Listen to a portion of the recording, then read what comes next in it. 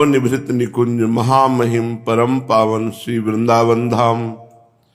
श्री वृंदावन धाम के लाड़िले युगल सरकार प्राणाराध्य प्राण प्रिय श्री प्रिया प्रीतम जू, समस्त सहचरी वृंद, खग मृग पशु पंछी तरुलता यमुना रसरानी रजरानी, समस्त ब्रजवासी परिकर के चरणों में कोटिशाह प्रणाम, कोटिशाह नमन, नमस्कार। प्रसंग चल रहा है महाप्रभु श्री कृष्ण चैतन्य देव जी। इस समय बड़ी ही दुखद परिस्थिति है। घर में धन का अभाव, देखो कैसी भगवान की प्रतिकूल मंगलमयी लीला होती है। स्वयं सच्चिदानंद भगवान श्री कृष्ण प्रकट हो रहे हैं और देवकी वसुदेव जी के हाथों और पैरों में कठिन बेड़ियां, क्रूर पहरेदारों का पहरा, कंस की क्रूरता की हद, 6 बालकों को मार डाला, कितना दुख। और प्रकट कौन हो रहे हैं? अपार आनंद सिंधु भगवान प्रकट हो रहे हैं। ऐसे ही अपार आनंद प्रदान करने वाले, आनंद ही नहीं प्रेमानंद प्रदान करने वाले महाप्रभु श्री कृष्ण चैतन्य देव जिस ग्रह में प्रकट हुए, वहां से आनंद की धारा प्रकट हो रही है। सब पूरा विश्व आनंद में डूब रहा है। ऐसा बालक जिसके घर में प्रकट हुआ हो, कैसी परिस्थिति भगवान दिए हैं। धन का अभाव है, कोई सहयोगी नहीं है। सहयोग देने लायक विश्वरूप जी हुए, उन्होंने संन्यास लेकर अपने शरीर को पूरा कर दिया। अब भारी विषाद घर में। जिस दिन से विश्वरूप गए उस दिन से उनके पिताजी की हालत ठीक नहीं रहने लगी। बड़ा हृदय में गहरा आघात पहुंचा पुत्र वियोग का। तत्कालिक तो जो कल चर्चा हुई थी कि वो बहुत शीघ्र शरीर पूरा हो गया, पर उसी दिन नहीं, शरीर में अस्वस्थता प्रकट होने लगी।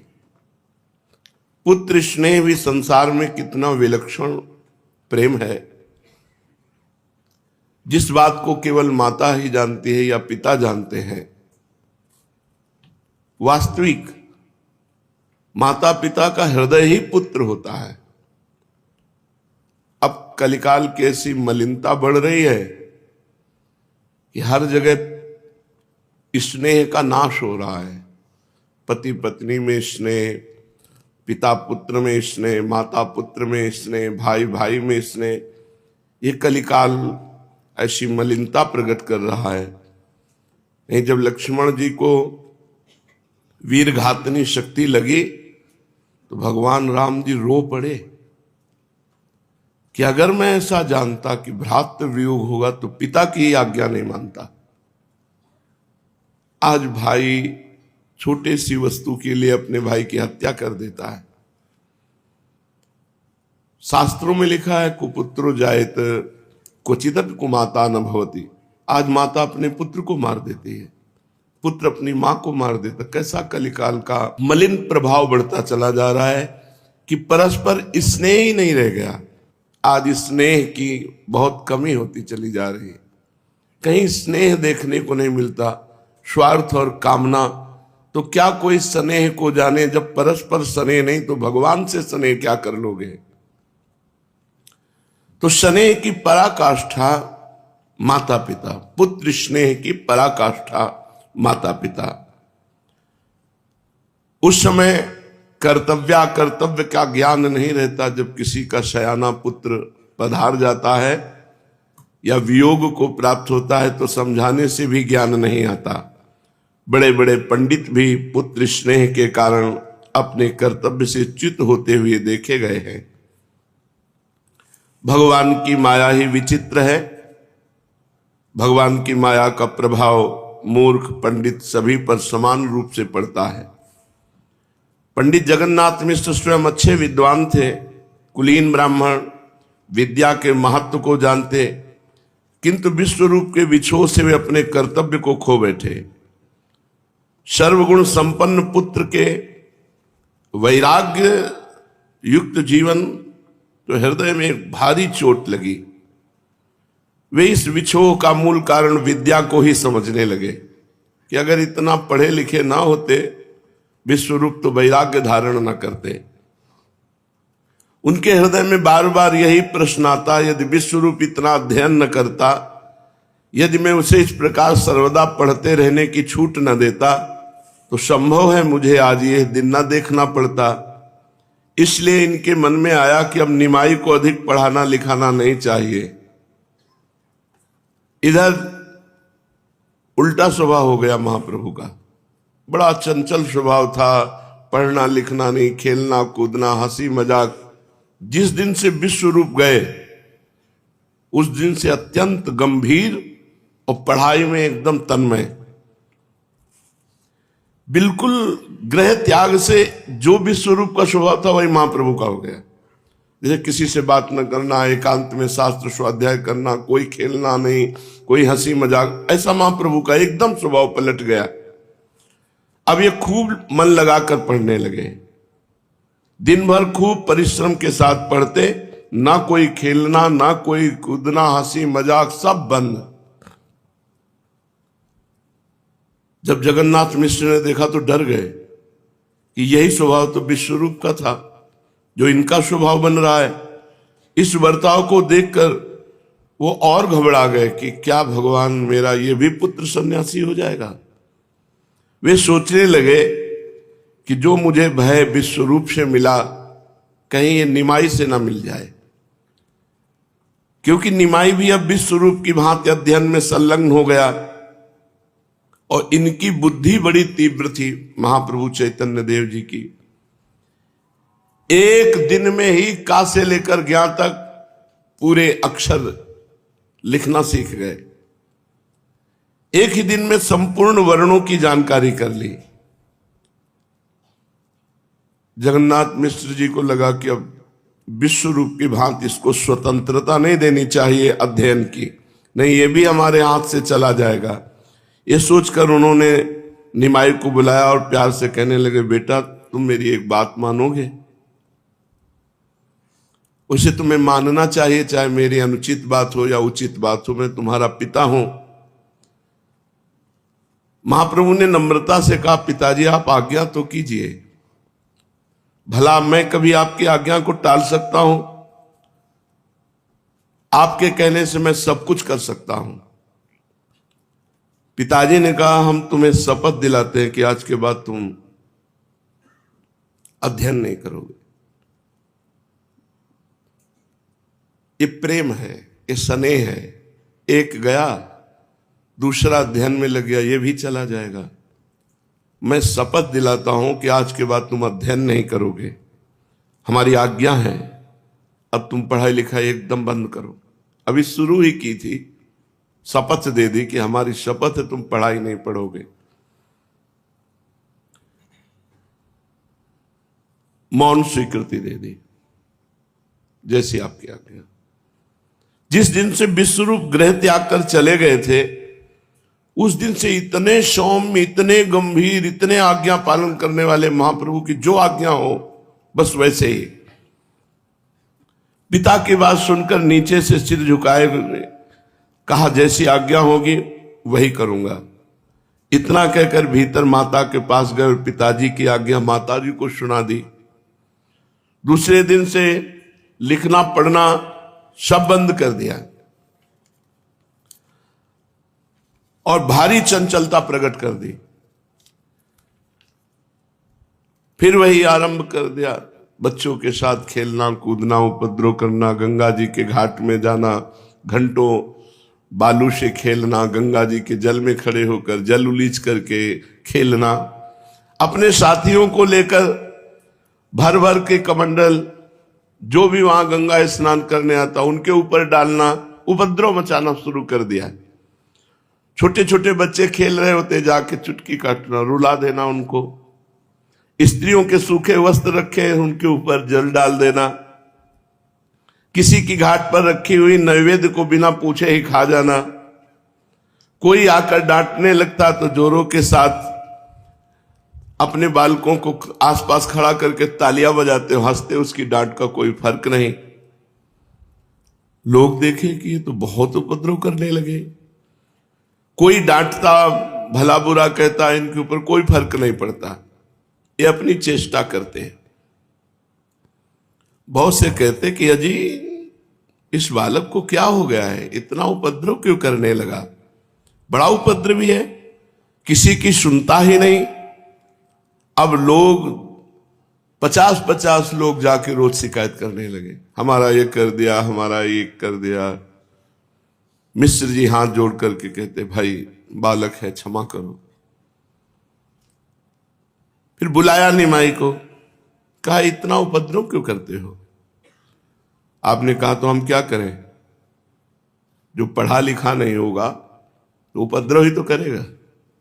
आपने अपनी कसम दे दी कि पढ़ाई पढ़नी नहीं, तो फिर करना बचा क्या, उपद्रव ही करेंगे हम। अब बालकों के साथ हम पढ़ेंगे नहीं, अध्ययन नहीं करेंगे तो उपद्रव ही करेंगे। चुप घर में तो नहीं बैठ सकते ना। ये उत्तर सुनकर पिताजी चुप हो गए। भांति भांति के खेल खेलने की अनुमति दे दी, पर उपद्रव ना करो। और वो कैसे कह दें कि पढ़ो, क्योंकि उनको लगा कि पढ़ लिख करके फिर ये सन्यासी हो जाएगा। एक दिन आपने एक लीला की, जो फटे पुराने कपड़े फेंक दिए जाते हैं गांव के, वो कपड़े उठाए और शरीर पे धारण किए, आंखों में पट्टी बांध ली, पूरे शरीर में रज लगा ली, और एक लड़के का कांध पकड़कर घर घर भीख मांगने लगे। बहुत से इनके साथ लड़के ताली बजा बजा करके हंसते जाते। ये घरों की स्त्रियों से जाके कहते, माई अंधे को भीख डालना, भगवान तेरा भला करेगा। स्त्रियां निकलती, ये क्या लीला है। इन्हें कुछ खाने को चीज दे देती, कहती निमाई ऐसा नहीं करना चाहिए, तुम फटे पुराने कपड़े पहनकर ऐसे आंखों में पट्टी बांधकर। ऐसे ही सची माता के पास गए, वो भोजन बना रही थी, आवाज दी, मैया भगवान तेरा भला करे, दूध पूत सदा फलते फूलते रहे, जरा इस अंधे को थोड़ी सी भीख दे दो। माता निकल के आई, देखा अरे ये तो निमाई, ऐसा निमाई ये तो उपद्रव का इतना रूप कैसे बढ़ाता जा रहा है। भला ब्राह्मण बालक होकर ऐसे अपवित्र वस्त्र धारण करके, और तू घर घर भीख मांग रहा है, तेरे घर में कमी है क्या है, ये कोई खेल है, ऐसा क्यों करता है।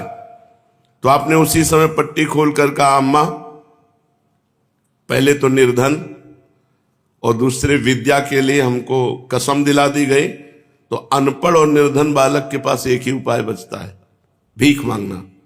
वो भी अनपढ़ है तो अंधा ही है, ज्ञानांध है, कर ही क्या सकता हूं। पिताजी ने शपथ दे दी, आज के बाद अध्ययन नहीं करना, घर में धन है नहीं, तो एक ही उपाय बचता है, भीख मांगना। इनकी बात सुनकर माता सची देवी के आंखों में आंसू आ गए। उन्होंने जल्दी से अपने हृदय से लगाया पुचकारा और बच्चों को मिठाई दे करके विदा किया। अच्छा स्नान कराया, फिर भोजन कराया, पर उनकी भी हिम्मत नहीं होती कि कह दे कि पढ़ो, क्योंकि वो भी जानती थी कि बहुत प्रवीण बुद्धि का अगर पढ़ा तो शास्त्रों का सार समझ जाएगा कि संसार झूठा है, और कहीं ये भी सन्यास ले ले, डर बैठ गया। ये जानबूझकर खूब उपद्रव करने लगे। घर पर रहते कोई चीज बेचने वाला उधर से आता तो बार बार आग्रह करके, मैया मुझे ये चीज दिला दो। मिठाई वाले आता तो मिठाई दिला दो, फल वाला आता तो फल दिला दो, ऐसे जो। और जब ना अब अर्थ इतना है नहीं तो रोने लगते, खूब उपद्रव करने लगते, घर के पात्र तोड़ने लगते। माता बार बार प्यार से समझाती कि निमाई तू जानता नहीं तेरे पिता गरीब है, उनके पास इतने पैसे कहां से आएंगे, आप सोचो, बड़ा आश्चर्य होता है। जिनके घर में भगवान अवतरित हुए हैं, चैतन्य महाप्रभु साक्षात आचार्य और भगवान अभेद है, ये हालत है। तू दिन भर भांति भांति की चीजों के लिए रोया करता है, तेरे पिता के पास धन नहीं है, जो वस्तुएं हैं वो पैसे से आती है, हम निर्धन ब्राह्मण कहां से पैसे लाए। तो मैया आप कहती हो कि पढ़ने नहीं जाना, अगर हम पढ़ेंगे लिखेंगे नहीं तो फिर उपद्रव के सिवा और हम क्या कर सकते हैं। अब हम रोज और उपद्रव करेंगे, हमें इससे क्या मतलब कि तुम्हारे पास धन है कि नहीं है। या तो हमें आज्ञा करो पढ़ने की, और या फिर हम जैसा उपद्रव कर रहे हैं उपद्रव करने दो। इनकी ऐसी बात सुनकर के माता सोचने लगती कि इस उपद्रव से तो अच्छा है कि पढ़े लिखे, किंतु जो ही विश्वरूप का स्मरण आता वो डर जाती है और मना कर देती, नहीं तुम्हें नहीं पढ़ना है। साहस नहीं होता जगन्नाथ मिश्र जी के सामने बात रख दें कि चैतन्य महाप्रभु को पढ़ने के लिए आदेश दे दो। अब वे अधिकाधिक और चंचल और उपद्रता। एक दिन घर के जितने पात्र से सब उठा उठा कर आंगन में पटक दिए, मिट्टी के पात्र सब निकालकर दरवाजे के बाहर पटक कर फोड़ डाले और एक घूरे में जाकर के बैठ गए और वहां अशुद्ध हाड़ियों को फोड़ फोड़ कर ऐसे भुजाओं में बांध लिया, उनके गलों को ऐसे, और एक टूटी फूटी टोकरी सिर पर रख ली और कपड़े घिस कर शरीर पर ऐसे चिन्ह बना लिए। जब लोगों ने बताया तो सची माता दौड़कर वहां गई और मना किया। तो ये आप फूलटी एक हाड़ी को कंकड़ से बजाते जाते, सची माता की कोई बात न सुनते। तो सची माता और अन्य मोहल्ले की स्त्रियां सब आ गई, गंगा स्नान करने वाले खड़े हो गए। सची माता ने धिक्कार देते हुए कहा, ऐसे अपवित्र पात्रों को तू पहनकर इस तरह अपवित्र भेष, अपवित्र टोकरी और पवित्र जगह। महाप्रभु ने कहा, मूर्ख बेटे से क्या आशा करोगी, तुम आशा ही क्या रख सकती हो जब आप हमें पढ़ने नहीं दोगी। तो मूर्खता में तो यही आशा है, यही हम करेंगे।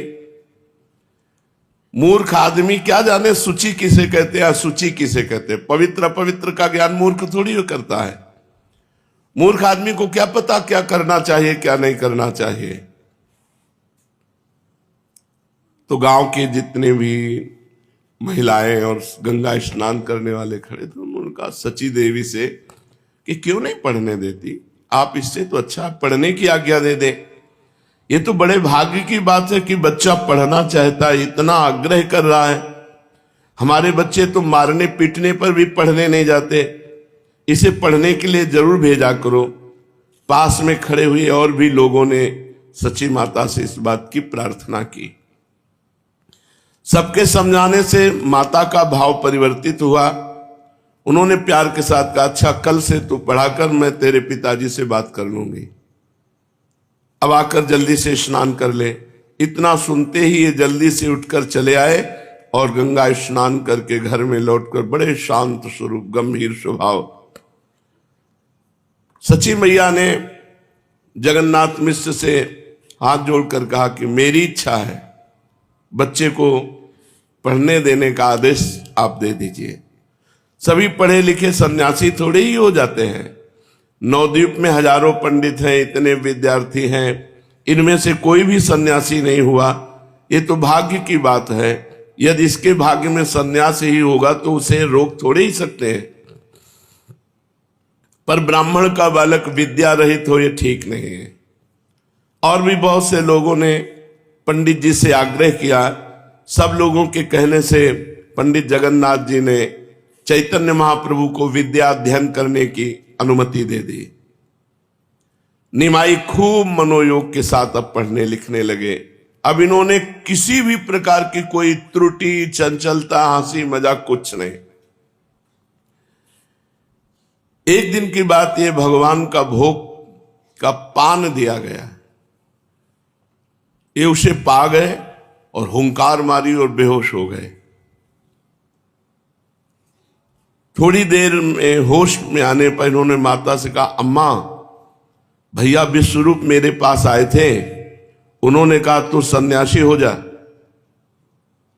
हमने कहा हम बालक हैं, भला हम सन्यास का मर्म क्या समझे, हम तो अपने वृद्ध माता पिता की सेवा करेंगे, यही हमारा धर्म है, हम अपने माता पिता को छोड़कर कहीं जाना नहीं चाहते। मेरी बात सुनकर उन्होंने कहा अच्छा तो ठीक है, आगे देख लेना, और हमारी माता को प्रणाम कर, हमारा प्रणाम कहना, अब हम जाते हैं। ये कहकर भैया चले गए।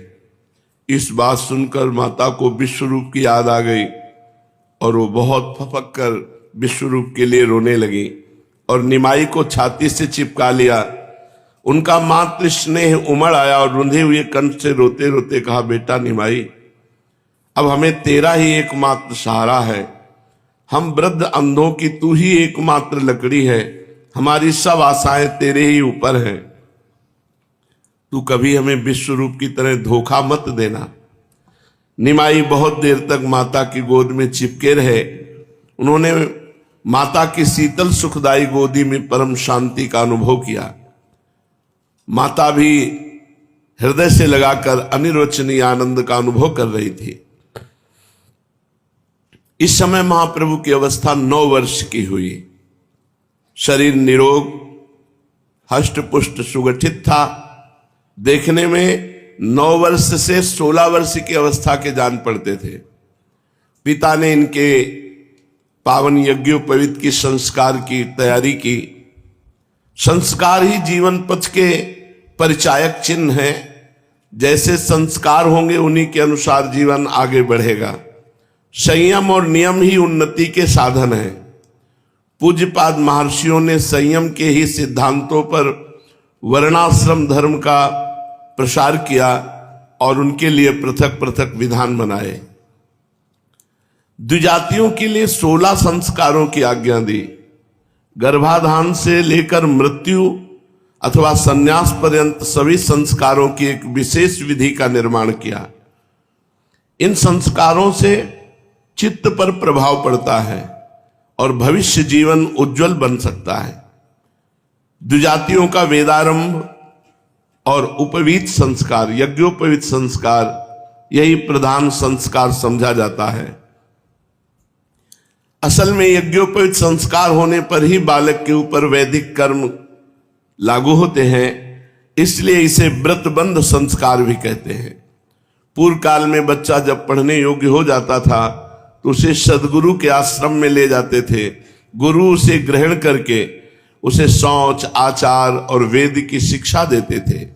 बस इसी को उपनयन संस्कार कहते थे। विद्या समाप्त होने पर गुरु की आज्ञा से शिष्य जब घर लौटता था तो उसे समावर्तन संस्कार कहते थे। ये तीनों संस्कार आज भी नाम मात्र को होते हैं, किंतु इन तीनों का अभिनय एक ही दिन में करा दिया जाता है। ये विकृत संस्कार आज भी हमारी महत्ता का स्मरण दिलाता है। अब निमाई का यज्ञोपवीत संस्कार होगा। घर में शादी विवाह की तरह तैयारियां हो रही हैं। मिश्र जी ने अपनी शक्ति के अनुसार इस संस्कार को खूब धूमधाम से करने का निश्चय किया। घर के आंगन में एक मंडप बनाया गया। उसमें एक और विद्वान ब्राह्मण बैठे हुए हैं। उनके पीछे मिश्र जी के संबंधी और स्नेही बैठे हैं। सामने स्त्रियां बैठी हैं जो भांति भांति के मंगल गीत गा रही हैं। द्वार पर बाजे बज रहे हैं। चारों ओर खूब चहल पहल दिखाई पड़ती है। गृह पूजा और हवन आदि कार्य कराने के निमित्त आचार्य सुदर्शन और विष्णु पंडित विद्वान मिश्र जी के पास मंडप में बैठे हुए हैं। यथा समय मुंडन कराकर निमाई मंडप में बुलाए गए। सिर घुटा हुआ था। आचार्य उन्हें अपने हाथों से ब्रह्मचारियों के से पीत वस्त्र धारण कराए, पीले वस्त्र की लंगोटी पहनाई, ओढ़ने को मृगचर्म दिया, हाथ में एक बड़ा सा एक पलाश का दंड दिया। अब निमाई पूरे ब्रह्मचारी बन गए। गौरवर्ण पर पीत वस्त्र बड़े ही भले मालूम पड़ते थे। पिताजी के पास बैठकर इन्होंने समिधा दान किया, अग्नि में आहुति दी, फिर यज्ञोपवीत धारण किया। मिश्र जी ने एक वस्त्र की आड़ करके इनके कान में वेद माता गायत्री मंत्र का उपदेश दिया। मंत्र के श्रवण मात्र से भाव निमग्न हो गए। मंत्र सुनते ही इन्होंने एक बड़े जोर की हुंकार मारी, साथ ही अचेत होकर पृथ्वी पर गिर पड़े।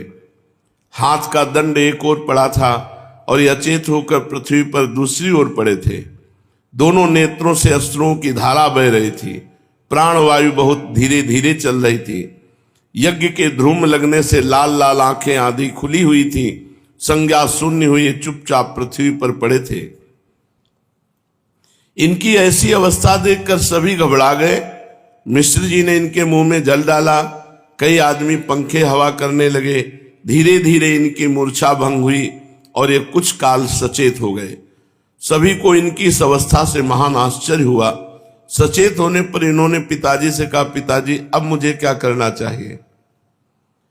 ब्रह्मचर्य व्रत लेने पर छात्र को गुरु गृह में रहकर भिक्षा पर ही निर्वाह करना होता था। यज्ञोपवीत के समय आज भी एक दिन के लिए भिक्षा का अभिनय कराया जाता है। इसलिए अब निमाई को भिक्षा मांगने के लिए झोली दी गई। निमाई के हृदय पर उसका संस्कार बड़ा ही गहरा प्रभाव पड़ा। इन कृत्यों के कारण इनकी काया पलट सी हो गई। मुख पर एक अपूर्व ज्योति दृष्टिगोचर होने लगी। मुड़ा हुआ माथा सूर्य के प्रकाश में दमकने लगा। एक हाथ में दंड लिए, दूसरे में झोली लटकाए ब्रह्मचारी के वेश में निमाई बड़े ही भले मालूम पड़ते थे, मानो वामन भगवान अपने भक्त बलि से भिक्षा मांगने जा रहे हो। ये पहले अपनी माता के पास भिक्षा मांगने गए, फिर बारी बारी से सभी के पास भिक्षा मांगने लगे। आचार्य ने इन्हें भिक्षा मांगने का प्रकार बताया। उसी प्रकार सबके सामने जाते और भवति भिक्षाम देहि ऐसा कहकर झोली सामने फैला देते। स्त्रियां इनके रूप लावण्य को देखकर मुग्ध हो गईं। माता मन ही मन प्रसन्न हो रही थी। उनके हृदय में पुत्र स्नेह की हिलोरें निरंतर उठ रही थी। वे निमाई की शोभा को देखते देखते तृप्त ही न होती थी। अतृप्त दृष्टि से नीचा सिर किए हुए धीरे धीरे निमाई की ओर निहार रही थी। स्त्रियां इन्हें भांति भांति की वस्तुएं भेंट देती। कोई फल, कोई मिठाई, कोई द्रव्य इनकी झोली में डाल देती। ये सभी के पास जाकर खड़े हो जाते और जिसके भी सामने खड़े होते उसी की इच्छा होती कि इनको सर्वस्व समर्पण कर दे। इस प्रकार ये भिक्षा मांगते हुए कई घरों में गए। इसी बीच में एक वृद्ध ब्राह्मण लाठी टेकते टेकते संस्कार मंडल पर आया। उसने निमाई को इशारे से अपने पास बुलाया। ये जल्दी से उसके समीप चले गए। उसने अपने कांपते हुए हाथों से एक सुपारी इनकी झोली में डाल दी। इन्होंने उस सुपारी को जल्दी से झोली में से निकालकर अपने मुंह में डाल लिया। सुपारी के मुख में डालते ही इनकी विचित्र दशा हो गई। ये किसी भारी भावावेश में मगन हो गए। उसी भावावेश में माता से गंभीर स्वर में बोले, मां, आज से एकादशी के दिन कभी भी अन्न न खाया जाए। माता भी भावावेश में अपने को भूल गई। वो समझ न सकी कि निमाई ही मुझसे बात कर रहा है या कोई महापुरुष आदेश दे रहा है। उसे प्रतीत हुआ मानो कोई दिव्य पुरुष मुझे आदेश कर रहे हैं। इसलिए उसने विनय के साथ उत्तर दिया, जो आज्ञा। आज से हरिवासर के दिवस अन्न ग्रहण न करूंगी। थोड़ी देर में इन्होंने कहा, अच्छा अब हम जाते हैं, अपने पुत्र की रक्षा करना। इतना कहकर वो फिर अचेत होकर गिर पड़े और थोड़ी देर बाद चारों ओर अपनी बड़ी बड़ी लाल लाल आंखों को फाड़ फाड़ कर देखने लगे, मानो कोई नींद से जगा हुआ आदमी आश्चर्य के साथ अपने पास के अपूर्व कार्यों को देख रहा हो। इन्होंने स्वस्थ होकर जब बैठे तो मिश्र जी ने पूछा, बेटा क्या बात थी, तुम क्या कह रहे थे? तो निमाई ने सरलता से उत्तर दिया, नहीं तो पिताजी, मैंने तो कोई बात नहीं की, मुझे कुछ भी पता नहीं।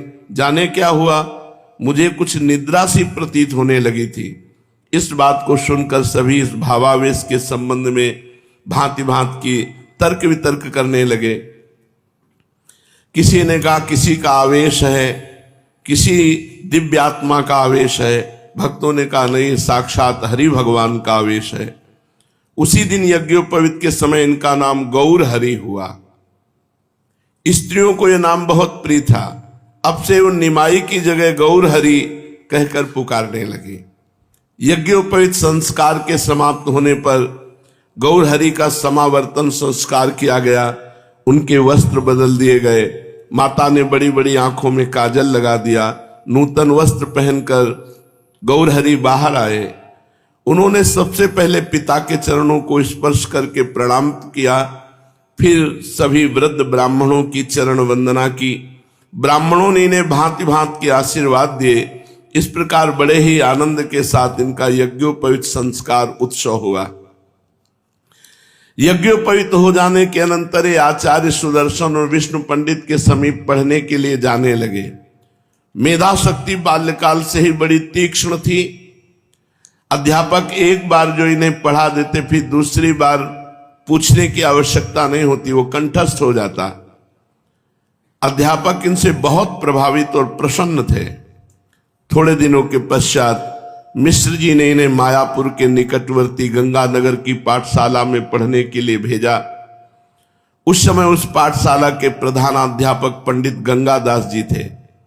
पंडित गंगादास जी व्याकरण के अद्वितीय विद्वान थे। व्याकरण में उनकी ख्याति दूर दूर तक फैल चुकी थी। बड़े बड़े योग्य छात्र उनकी पाठशाला में अध्ययन करते थे। उस समय व्याकरण की वही पाठशाला मुख्य थी। गौर हरि भी अन्य छात्रों के साथ पंडित गंगादास जी के समीप व्याकरण का अध्ययन करने लगे। अब पंडित जगन्नाथ मिश्र की आशा लता बड़ी ही तेजी के साथ बढ़ने लगी। उस लता पर छोटी छोटी कलियां भी आने लगी। अर्थात उनके मन में कि अब निमाई जवान होगा, ब्याह होगा, उसके पुत्र होंगे, हमारा घर आंगन बड़ा आनंदमय होगा। ऐसा उस सोचकर बड़े आनंद मगन होते कि मेरी आशा लता अब शीघ्र ही फूलने फलने लगेगी। वो दिन कैसा सुहावना होगा जिस दिन निमाई को बहू के साथ अपने आंगन में देखूंगा। माता पिता की यही सबसे मधुर और सुखकारी कामना है कि अपने पुत्र को प्यारी पुत्र वधू के साथ देख सके। संसार में यही उनके लिए एक सुंदरतम सुअवसर होता है। सची देवी के सहित मिश्र जी उसी दिन की प्रतीक्षा कर रहे थे, पर तेरे मन कछु और है, विधना के कुछ और। मिश्र जी के मंसूबे पूरे नहीं हो पाए। विधना ने तो और विधान रचा था। निमाई 11 वर्ष के हो गए। नियमित समय पर पढ़ने जाते हैं। रोज आकर पिताजी के चरणों में प्रणाम करते। एक दिन उन्होंने देखा पिताजी बुखार के कारण अचेत पड़े हैं। उन्होंने घबराकर माता से पूछा, अम्मा पिताजी को क्या हो गया? उदास होकर के माता ने कहा, बेटा तेरे पिता को ज्वर आ गया है। ज्वर माने बुखार। निमाई पिताजी की खाट के पास जा बैठे और धीरे धीरे उनके माथे पर हाथ फेरने लगे। निमाई के सुकोमल शीतल कर स्पर्श से पिता की तंद्रा दूर हुई। उन्होंने क्षीण स्वर में कहा, निमाई बेटा मुझे थोड़ा जल पिला दे। निमाई पास के बर्तन में जल पिलाया, अपने वस्त्र से उनका मुंह पोंछा और प्रेम के साथ पूछने लगे, पिताजी अब आपकी तबीयत कैसी है? करवट बदलते हुए मिश्र जी ने कहा, मैं अच्छा हूं, चिंता की कोई बात नहीं, तू पढ़ने नहीं गया? निमाई ने अन्य मनस्क भाव से कहा, जब तक आपकी तबीयत अच्छी तरह से ठीक नहीं होती तब तक मैं पढ़ने नहीं जाऊंगा। मिश्र जी चुप हो गए। निमाई उनके पास उदास बैठे हैं। कई दिन हो गए, ज्वर कम ही नहीं होता था। वैद्य को भी सची देवी ने बुलाया, पर घर में इतना धन नहीं था कि बड़े वैद्यों को बुलाकर बड़ी औषधि दी जाए। पास में जो मामूली वैद्य थे उन्हीं को बुलाया और उन्होंने दवा दी, किंतु रोग घटने के स्थान पर बढ़ने लगा। अब तो ऐसा दिखाई देने लगा कि जीवन की आशा समाप्त हो रही है। जगन्नाथ मिश्र जी ने सची देवी को बुलाया और कहा, देखो अब मेरे जीने की आशा नहीं है। मुझे संकेत हो रहा है कि अब ये शरीर नहीं रहेगा और मेरी आशाएं सब ऐसे अधूरी रह गई। अच्छा, जैसी भगवान की इच्छा। मैं अब क्या कहूं, इतना जरूर कहता हूं, मेरे जीवन में मेरे साथ कभी तुम सुख प्राप्त नहीं कर सके, भगवान की ऐसी मर्जी।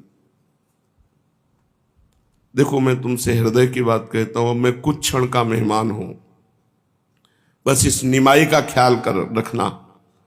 इतना कहते कहते सांस फूलने लगी, वो आगे कुछ भी नहीं कह पाए। सची देवी तो फूट फूट कर रोने लगी। पिताजी की ऐसी दशा देख करके निमाई ने और मित्रों को बुलाया और उनको खाट से नीचे उतारा और मिश्र जी को कुशासन पर ले जाया गया। मिश्र जी ने धीरे धीरे कहा कि मुझे अगर गंगा तट पर ले चलो तो ज्यादा अच्छा रहेगा। उनकी इच्छा के अनुसार निमाई माता सची के साथ और जो मित्र थे गंगा तट पर ले गए।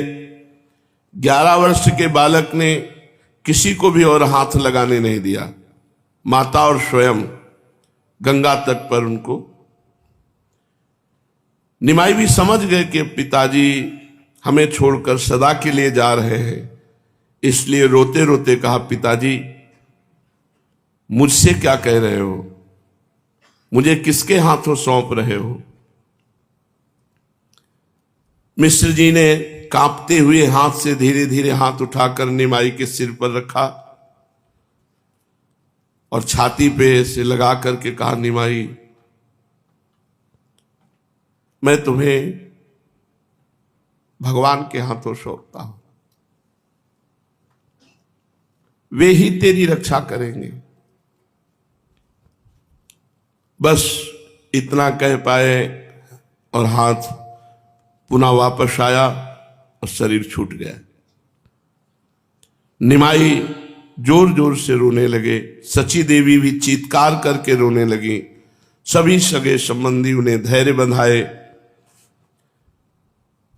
फिर धैर्य धारण करके गौरहरि ने अपने हाथों से पिता की अंत्येष्टि क्रिया की। पिता के परलोक गमन से बहुत दुख हुआ। अब माता को तो चारों ओर अंधेरा ही अंधेरा दिखाई दे रहा था। वैसे धन नहीं था, कुछ सहयोग किसी भी तरह से पिता भी चले गए। अब अभी निमाई की छोटी अवस्था 11 वर्ष की, और माता बस कोई घर में और पूछने वाला भी नहीं। माता को चारों ओर अंधकार ही अंधकार दिखाई देने लगा। मिश्र जी की असामयिक मृत्यु से बहुत दुख हुआ, घर में कोई दूसरा नहीं। इसलिए गौरहरि ने माता को धैर्य धारण कराया। उन्होंने माता से कहा, अम्मा तुम चिंता मत करो, ये तो भाग्य का खेल है कि पिताजी नहीं रह पाए, एक ना एक दिन मृत्यु सबकी होनी है। हमारे भाग्य इतने नहीं थे कि हम पिताजी का साथ पाते, वो छोड़कर चले गए। तुम दुखी मत हो, तुम्हें दुखी देखकर मेरा हृदय फटने लगता है। मैं हर तरह से आपको सुख प्रदान करने की चेष्टा करूंगा, मैं तुम्हारी सेवा करूंगा। निमाई के समझाने पर माता धैर्य धारण किया और अपने शोक को छिपाया।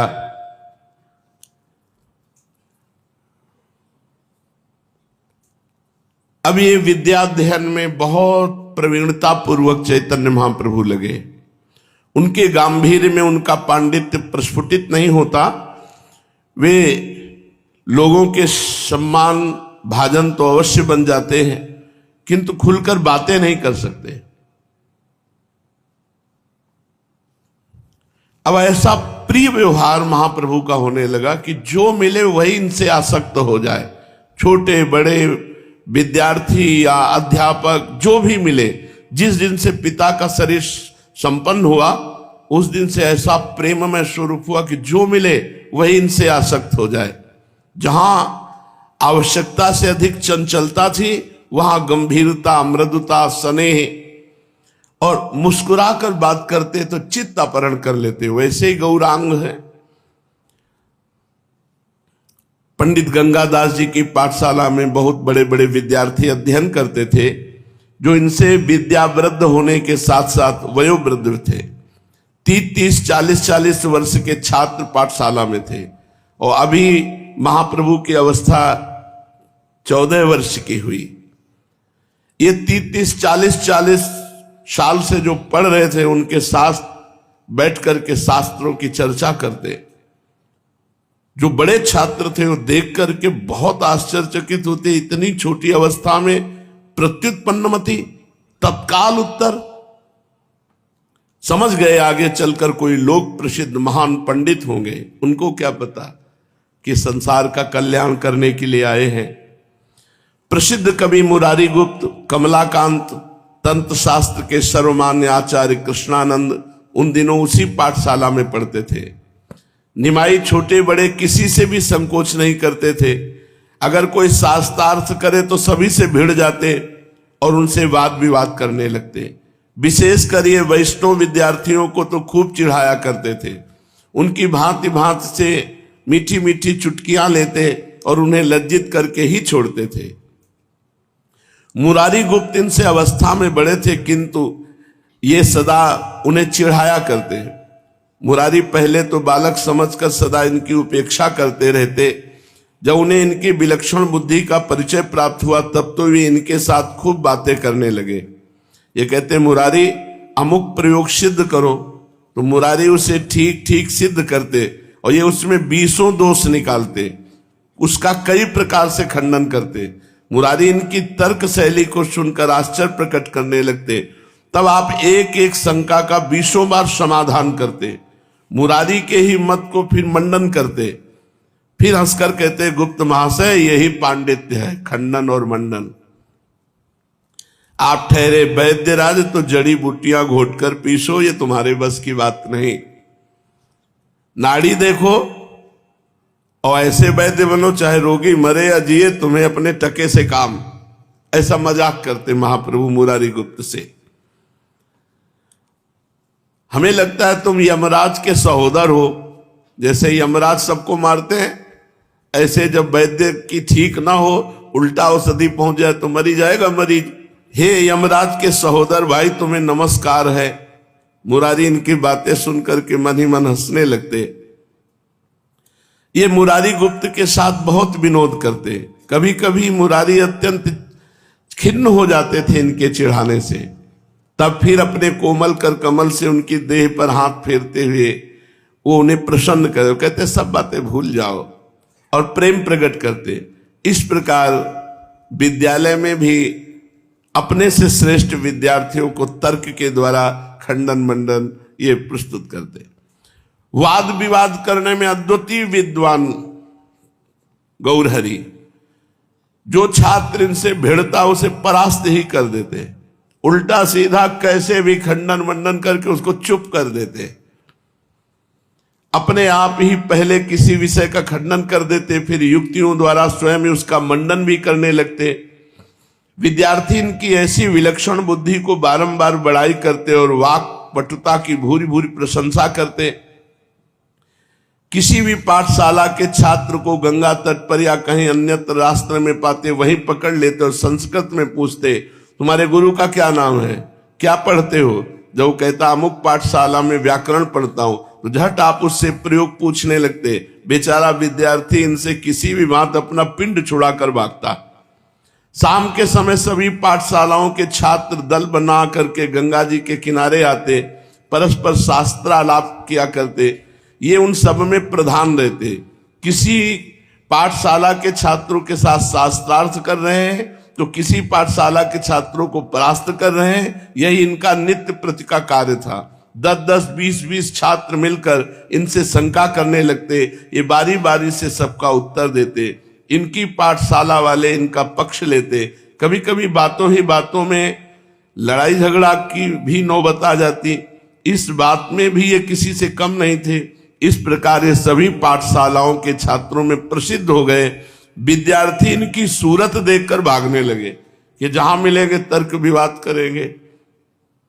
उन दिनों आजकल की भांति व्याकरण के टीका ग्रंथों का प्रचार नहीं था, छापे काने नहीं थे, इसलिए पुस्तकें हाथ से ही लिखनी पड़ती थी और मूल के साथ ही टीका को भी कंठस्थ करना पड़ता था।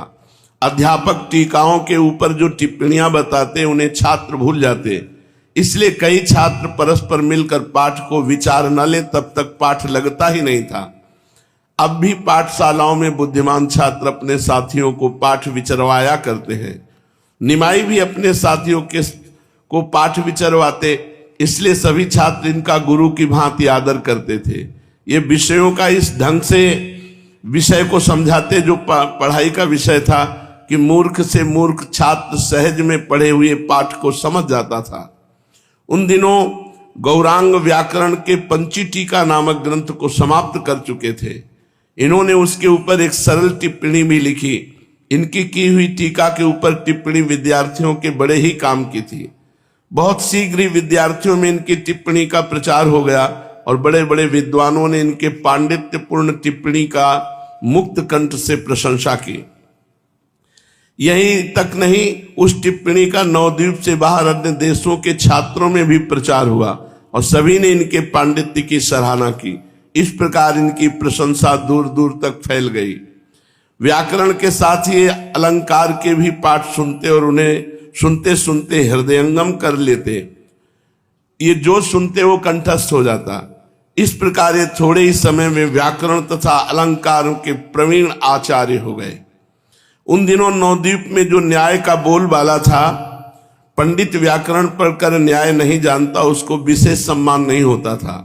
न्याय में उन दिनों पंडित वासुदेव सार्वभौम नदिया के राजा समझे जाते थे। न्याय में उन्हीं की पाठशाला सर्वश्रेष्ठ समझी जाती थी। उसमें सैकड़ों छात्र पढ़ते थे। उस पाठशाला के पढ़े हुए छात्र आज संसार प्रसिद्ध पंडित माने जाते हैं। नव्य न्याय की जो टीका जागदीशी के नाम से न्याय की ही परिचय देती है, उसी के प्रणेता पंडित जगदीश के भी गुरु भवानंद इसी पाठशाला के छात्र थे। दीधित नाम की जगत प्रसिद्ध ग्रंथ के प्रणेता पंडित रघुनाथ जी भी उन दिनों इसी पाठशाला में पढ़ते थे। इस प्रकार वह पाठशाला न्याय का एक भारी केंद्र बनी हुई थी। निमाई भी पाठशाला में जाकर न्याय का पाठ सुनने लगे। ऐसी पाठशालाओं में प्रत्येक छात्रों के पृथक पाठ नहीं चलते, 10-5 पाठ होते हैं। अपनी जैसी योग्यता हो उसी पाठ को जाकर सुनते रहो, बस यही पढ़ाई थी। सैकड़ों छात्र और पंडित पाठ सुनने आते हैं। अध्यापक उनमें से बहुतों का नाम पता भी नहीं जानते, वे पाठ सुनकर चले जाते हैं। आज भी काशी आदि बड़े बड़े स्थानों की प्राचीन ढंग की पाठशालाओं में ऐसी ही रिवाज है। निमाई भी पाठशाला में जाकर पाठ सुनाते। सार्वभौम महाशय का उन दिनों इनके साथ कोई विशेष परिचय नहीं हुआ, किंतु इनकी चंचलता, चपलता, वाक्पटुता और लोकोत्तर मेधा के कारण मुख्य छात्र इनसे बहुत स्नेह करने लगे। वे ये भी जानने लगे कि न्याय जैसे गंभीर विषय को निमाई भली भांत समझता है। वो अन्य बहुत से छात्रों की बात केवल सुनकर ही नहीं चला जाता। पीछे जिनका हम उल्लेख कर चुके हैं वे दीधिति महाग्रंथ के रचयिता पंडित रघुनाथ उन दिनों सभी छात्रों में सर्वश्रेष्ठ समझे जाते थे। उन्हें स्वयं भी अपनी तर्क शक्ति और विलक्षण बुद्धि का भरोसा था। उनकी उस समय से ही ये प्रबल वासना थी कि मैं भारतवर्ष में एक प्रसिद्ध न्यायिक बनूं, संपूर्ण देश में मेरी विलक्षण बुद्धि की ख्याति हो जाए। जो जैसे होनहार होते हैं उनकी पहले से वैसी भावना होती है। रघुनाथ की भी सर्वमान्य बनने की पहले से ही वासना थी। रघुनाथ के साथ निमाई का परिचय पहले से ही हो चुका था। उनके साथ इनकी गाढ़ी मैत्री भी हो चुकी थी। निमाई कभी कभी रघुनाथ के निवास स्थान पर भी जाया करते थे और उनसे न्याय संबंधी बातें किया करते थे। इनकी बातचीत से ही रघुनाथ समझ गए थे कि ये कोई होनहार न्यायिक है। वे समझते थे कि मुझसे न्याय में स्पर्धा रखने वाला नवद्वीप में दूसरा कोई छात्र नहीं है। निमाई से बातचीत करते करते उनको खटकने लगा कि यदि इसने परिश्रम कर लिया तो मुझसे बड़ा विद्वान हो जाएगा। बातचीत से समझ गए, किंतु उन्हें अपनी बुद्धि पर पूरा भरोसा था, इसलिए इस विचार को अपने हृदय में जमने नहीं देते थे। एक दिन रघुनाथ को गुरु ने कोई पंक्ति लगाने को दी। वह पंक्ति रघुनाथ की समझ में ही नहीं आई। वे दिन भर चुपचाप बैठे हुए उसी पंक्ति को सोचते रहे। तीसरे पहर जाकर वो पंक्ति रघुनाथ की समझ में आई, उन्हें बड़ी प्रसन्नता हुई। गुरु को बताकर वे अपने स्थान पर भोजन बनाने चले गए। निमाई का स्वभाव तो चंचल था ही। रघुनाथ को पाठशाला में न देखकर आप उनके निवास स्थान पर पहुंचे। वहां जाकर देखा रघुनाथ भोजन बना रहे हैं। लकड़ी गीली है, रघुनाथ बार बार फूंकते हैं, अग्नि जलती ही नहीं। धुएं के कारण उनकी आंखें लाल पड़ गई हैं और उनमें से पानी निकल रहा है। हंसते हुए निमाई ने रघुनाथ के चौके में प्रवेश किया और प्रेम के साथ हंसते हुए बोले, पंडित महाशय, आज असमय में रसोई कैसे बना रहे हो? अग्नि में फूंक देते हुए रघुनाथ ने कहा, क्या बताऊं भाई, गुरुजी ने एक पंक्ति लगाने के लिए दी थी, वो मेरी समझ में ही नहीं आई।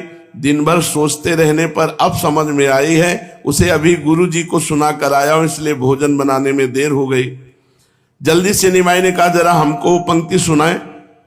पंक्ति क्या आफत थी जो आप जैसे पंडित की समझ में इतनी देर में आई? जरूर कोई बहुत ही कठिन होगी, मैं भी एक बार सुनना चाहता हूं। रघुनाथ ने पंक्ति सुना दी। थोड़ी देर सोचने के अंतर निमाई हंस पड़े और बोले, बस इस छोटी सी पंक्ति की इतनी बात को सोचने के लिए इतना समय? आवेश के साथ रघुनाथ ने कहा, अच्छा कुछ भी नहीं है तो तुम ही लगाकर बताओ पंक्ति। इतना सुनते ही निमाई बड़ी सरलता के साथ पंक्ति के पूर्व पक्ष की स्थापना की, फिर यथावत एक एक शंका का समाधान करते हुए उसे बिल्कुल ठीक लगा दिया। इतनी जल्दी खिलवाड़ में हंसते हंसते ऐसी कठिन पंक्ति का उत्तर? रघुनाथ को पक्का भरोसा हो गया कि हमसे बढ़कर ये विद्वान है। उन्हें जो शंका थी वो प्रत्यक्ष उपस्थित हुई। उनकी सभी आशा पर पानी फिर गया और वो भोजन बनाना भूल गए। निमाई उनके मनोभाव को ताड़ गए कि रघुनाथ कुछ लज्जित हो गए हैं, इसलिए ये कहते हुए कि अच्छा आप भोजन बनावे, फिर मिलेंगे। पाठशाला की ओर चले गए। रघुनाथ जी जैसे तैसे भोजन बनाया, किंतु उनके हृदय में निमाई की बुद्धि के प्रति दाह होने के कारण उन्हें भोजन में आनंद नहीं आया। जैसे तैसे भोजन करके वो पाठशाला में आए। अब निमाई की अवस्था 16 वर्ष की हो चुकी थी। घुंघराले लंबे लंबे बाल, तेजस्वी चेहरा, सुगठित शरीर, बड़ी बड़ी सुहावनी आंखें और मीठे भाषण, मंद मुस्कान देखने वाले को स्वतः अपनी ओर आकर्षित कर लेती थी। वे सभी से दिल खोलकर मिलते और खूब घुल मिलकर बातें करते। उनके मिलने वाले परस्पर सभी यही समझते थी, निमाई जितना अधिक स्नेह हमसे करता है उतना किसी दूसरे से शायद ही करता हो। इसका कारण यह था कि उनके हृदय में किसी भी प्राणी के प्रति द्वेष नहीं था। जिसके हृदय में प्राणी मात्र के प्रति सम्मान है उसे सभी अपना सगा संबंधी समझने लगते हैं। इसलिए निमाई के बहुत अधिक स्नेही थे। व्याकरण पढ़ने के अनंतर ये न्याय का अभ्यास करने लगे और उसी बीच न्याय के ऊपर भी एक टिप्पणी लिखने लगे। इनके सहपाठी और स्नेही पंडित रघुनाथ जी उसी समय अपने जगत प्रसिद्ध दीधिति ग्रंथ को लिख रहे थे। वे समझते थे मेरा यह ग्रंथ अर्वाचीन न्याय के ग्रंथों में अद्वितीय होगा। जब उन्होंने सुना कि निमाई भी एक न्याय ग्रंथ लिख रहे हैं तब तो इनको भय मालूम पड़ने लगा और इनकी प्रबल इच्छा हुई कि उस ग्रंथ को देखना चाहिए। ये सोचकर एक दिन उन्होंने निमाई से कहा, भाई हमने सुना है न्याय के ऊपर तुम कोई ग्रंथ लिख रहे हो, हमारी बड़ी इच्छा है किसी दिन अपने ग्रंथ को हमें भी दिखाओ। इन्होंने जोरों से हंसते हुए कहा, जी आप भी कैसी बात कर रहे हैं, भला हम न्याय जैसे जटिल विषय पर लिख ही क्या सकते हैं, ये तो आप जैसे पंडितों का काम है। हम तो वैसे ही मनोविनोद के लिए खिलवाड़ सा करने लगे हैं, आपसे किसने कह दिया? रघुनाथ ने आग्रह के साथ कहा, कुछ भी हो मेरी बड़ी प्रबल इच्छा है, यदि तुम्हें कोई आपत्ति न हो तो अपने ग्रंथ को मुझे जरूर दिखाओ। इन्होंने जल्दी से कहा, भला इसमें आपत्ति की बात ही क्या हो सकती है, ये तो हमारा सौभाग्य कि आप जैसे विद्वान हमारी रचना को देखने की जिज्ञासा करते हैं। मैं कल जरूर उसे लेता आऊंगा। दूसरे दिन निमाई अपने ग्रंथ को साथ लेके आए। पाठशाला से लौटते समय वे नाव पर बैठकर रघुनाथ को अपने ग्रंथ को सुनाने लगे। रघुनाथ ज्यों ज्यों उस ग्रंथ को सुनते त्यों ही त्यों उनकी मनोवेदना बढ़ती जाती थी। यहां तक कि वे ग्रंथ को सुनते सुनते फूट फूट कर रोने लगे और निमाई अपनी ध्वनि में सुनाते ही जा रहे थे। उन्हें पता ही नहीं था कि रघुनाथ की ग्रंथ सुनने से क्या दशा हो रही। सुनाते सुनाते एक बार उन्होंने दृष्टि उठाकर रघुनाथ की ओर देखा। इनके आश्चर्य का ठिकाना न रहा। आश्चर्य प्रकट करते हुए निमाई ने पूछा, भैया तुम रो क्यों रहे हो? आंसू पोंछते हुए रुद्ध कंठ में उन्होंने कहा, निमाई तुमसे मैं अपने मनोगत भावों को छिपाकर एक नया दूसरा पाप न करूंगा। सत्य बात तो यह है कि मैं इस अभिलाषा से अपने ग्रंथ को लिख रहा था कि वो सर्वश्रेष्ठ ग्रंथ होगा, किंतु तुम्हारे इस ग्रंथ को देखकर मेरी चिराभिलषित आशा पर पानी फिर गया। भला तुम्हारे इस ग्रंथ के सामने मेरे ग्रंथ को कौन पूछेगा? इसी मनोवेदना के कारण मैं अपने आंसुओं को रोकने में असमर्थ हो गया हूं। यह सुनकर निमाई बड़े जोरों से हंसे और उन्हें स्पर्श करते हुए, बस इतनी छोटी सी बात के लिए आप इतना दुख कर रहे हैं? भला ये कोई बात है? ये साधारण सी पोथी है। मैं आपकी प्रसन्नता के निमित्त जलती अग्नि में कूदकर अपने प्राणों को स्वाहा कर सकता हूं, फिर ये बात क्या है? इस पुस्तक ने आपको कष्ट दिया, मैं अभी इसे नष्ट कर देता हूं। इतना कहते कहते निमाई पंडित ने अपने बड़े परिश्रम से हस्तलिखित पोथी को गंगा जी में प्रवाहित कर दिया, फेंक दिया। जाह्नवी की तीक्ष्ण प्रवाह की हिलोरों में पुस्तक के पन्ने इधर उधर नाचने लगे, मानो निमाई के त्याग और प्रेम के गीत गा गाकर वे आनंद से थिरक रहे हों। रघुनाथ ने निमाई को गले से लगाया और प्रेम के कारण रूंधे हुए कंठ से बोले, भैया निमाई, ऐसा लोकोत्तर दुस्साध्य कार्य तुम ही कर सकते हो।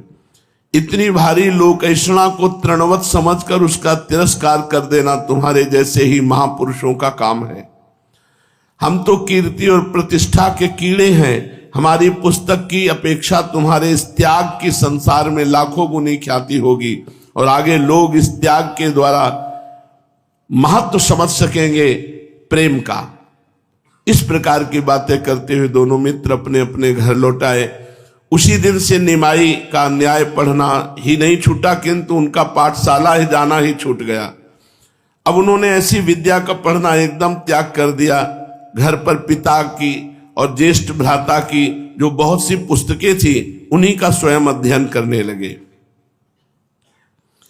निमाई यद्यपि अपने विद्यार्थियों से अधिक बुद्धिमान और विलक्षण थे, फिर भी साधारण लोग यही समझते थे कि कालांतर में ये भी एक पाठशाला खोलकर नवद्वीप के अन्य पंडितों की भांति नामी पंडित बनकर के विद्या अध्ययन कराएंगे। ये भी अन्य पंडितों की भांति स्त्री पुत्रों में आसक्त होकर सुखपूर्वक संसारी सुखों का उपभोग करेंगे। क्योंकि विद्वान हो अथवा मूर्ख, संसारी विषयों में तो सब समान रूप से रत रहते हैं। बड़े लोगों की भोग सामग्री बहुमूल्य और बड़ी होती, छोटे लोगों की भोग सामग्री साधारण होती है, पर वासनाओं की पूर्ति तो सब करते हैं। आसक्ति तो दोनों को समान होती है, बंधे तो दोनों ही हैं। फिर चाहे वो बंधन रस्सी का हो या रेशम का, सोने का हो या लोहे की बेड़ी का, दोनों ही बंधन से प्रभु की इच्छा के बिना नहीं निकल सकते। अन्य पंडितों को धन के लिए विद्या उपार्जन करते देख लोगों का यही अनुमान था कि निमाई पंडित भी एक बहुत बड़े विद्वान पंडित बनेंगे, पाठशाला खोलेंगे, छात्र पढ़ाएंगे। उन्हें क्या पता कि इनके उपदेश से असंख्यों मनुष्य स्त्री, धन, परिवार और समस्त उत्तमोत्तम भोग सामग्रियों को तुच्छ समझकर महाधन की प्राप्ति में कटिबद्ध हो जाएंगे, अपने मनुष्य जन्म को सार्थक बनावेंगे। सांसारी लोग बेचारे और अनुमान कर ही क्या सकते हैं। इनका आरंभिक जीवन आदि में अन्य साधारण जीवनों की ही भांति था, इससे लोगों का यही अनुमान लगाना ठीक था।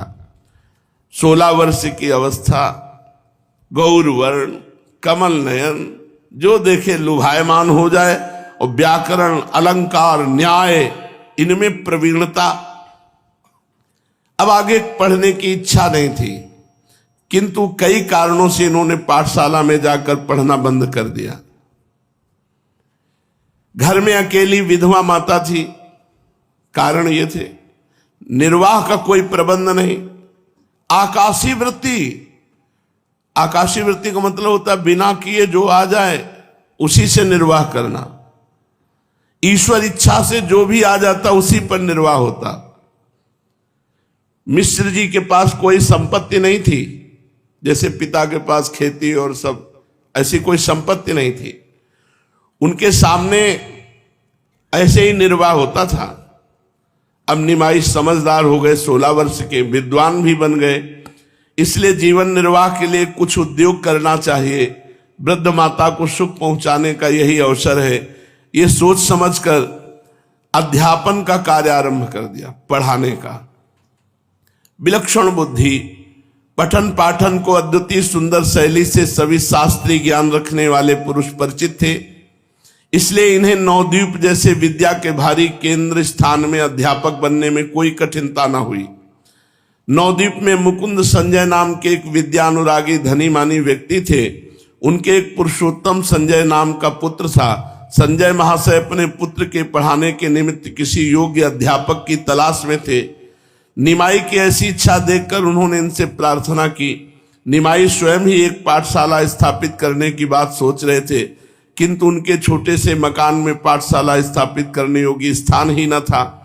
संजय भगवत भक्त होने के साथ धनी भी थे।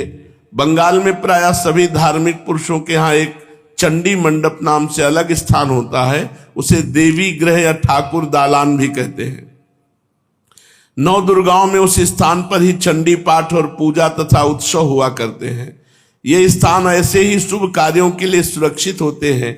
योग्य और विद्वान अतिथि के आने पर इसी स्थान में उनका आतिथ्य भी किया जाता है। अपनी शक्ति के अनुसार धनिकों का चंडी मंडप विस्तृत, सुंदर और अधिक कीमती होता है। संजय महाशय का चंडी मंडप खूब बड़ा था। निमाई पंडित ने उसी मंडप में अपनी पाठशाला स्थापित की। इधर उधर से बहुत से छात्र इनका नाम सुनकर पढ़ने आने लगे। पुत्र के साथ संजय भी निमाई से विद्याध्ययन करने लगे। इनकी पढ़ाने की शैली बड़ी ही सरस तथा चित्ताकर्षक थी, इसलिए थोड़े ही समय में इनकी पाठशाला खूब चलने लगी। सैकड़ों छात्र इनके पास पढ़ने आने लगे। ये विद्यार्थियों के साथ गुरु शिष्य का व्यवहार न करके एक प्रेमी मित्र का सा व्यवहार करते। उनसे खूब हंसी दिल्लगी करते, घर का हाल चाल पूछते, अपनी सब बातें बताते। इससे विद्यार्थी इनके ऊपर अत्यधिक अनुराग रखने लगे। बहुत से विद्यार्थी तो इनसे अवस्था में बहुत बड़े बड़े थे, वे सभी भी इनके पास अध्ययन करने आते और इनका हृदय से बहुत अधिक आदर करते थे। इस प्रकार इनकी पाठशाला नवद्वीप में एक प्रसिद्ध पाठशाला मानी जाने लगी। व्याकरण शास्त्र में गंगादास जी की पाठशाला को छोड़कर निमाई की पाठशाला सबसे श्रेष्ठ समझी जाती थी। निमाई विद्यार्थियों के साथ परिश्रम भी खूब करते थे। एक दिन निमाई पंडित पाठशाला से पढ़ाकर अपने घर जा रहे थे। दैवात गंगा जी जाते हुए रास्ते में पंडित वल्लभाचार्य जी की पुत्री लक्ष्मी देवी, ये इनसे भेंट हुई। वल्लभाचार्य जी निमाई के सजाती ब्राह्मण थे। लक्ष्मी देवी ये वही जो बच्चियों के साथ खेलती, पर महाप्रभु से गंभीर व्यवहार। महाप्रभु इनके साथ कभी हंसी मजाक नहीं करते थे। रास्ते में देखा कि वो आ रहे हैं। आज दर्शन की विशेषता थी। जैसे सिया राम जी का जनकपुरी में पुष्प वाटिका में दर्शन विशेष, ऐसे गंगा जी के रास्ते में लक्ष्मी से दर्शन विशेष। मतलब आज का देखना कुछ और था महाप्रभु और लक्ष्मी का। लक्ष्मी देवी को देखते ही सदाचारी निमाई के भाव स्थितानि जननांतर सौहृदानी, अनेक जन्मों से जो संस्कार था वो जाग उठा। स्वाभाविक सौहृद, प्यार भरी दृष्टि से महाप्रभु ने देखा और उन्होंने महाप्रभु की तरफ देखा। लक्ष्मी देवी बहुत गंभीर मुद्रा में महाप्रभु की तरफ देखा और धीरे से अपने नेत्र नीचे किए और प्रणाम मानो कर रही हूं और गंगा जी की ओर चली गई। भावी की भवितव्यता देखिए। उसी दिन बनवारी नाम का घटक, घटक कहते बिचौलिया, जो लड़का लड़की का ब्याह कराने वाला होता है उसे घटक कहते हैं। वो जगन्नाथ मिश्र जी के घर सची देवी के यहाँ आए। माता से कहने लगे निमाई सयाना हो गया है, अब उसके विवाह के विषय में कुछ सोचा है? यदि तुम्हें पसंद हो तो हम घटक घटाएं, ब्याह की बात करें।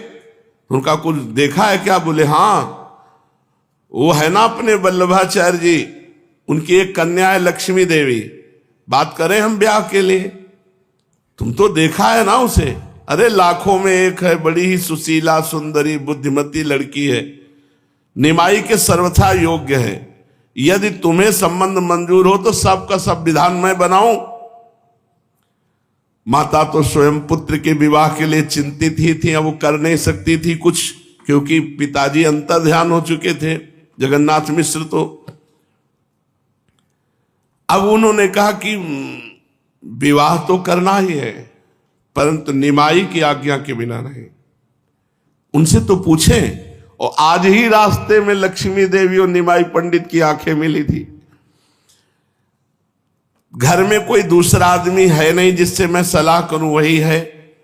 पुत्र समझदार है, सयाना हो गया है, उसकी अनुमति के बिना वे विवाह के संबंध में किसी को निश्चित वचन नहीं दे सकती।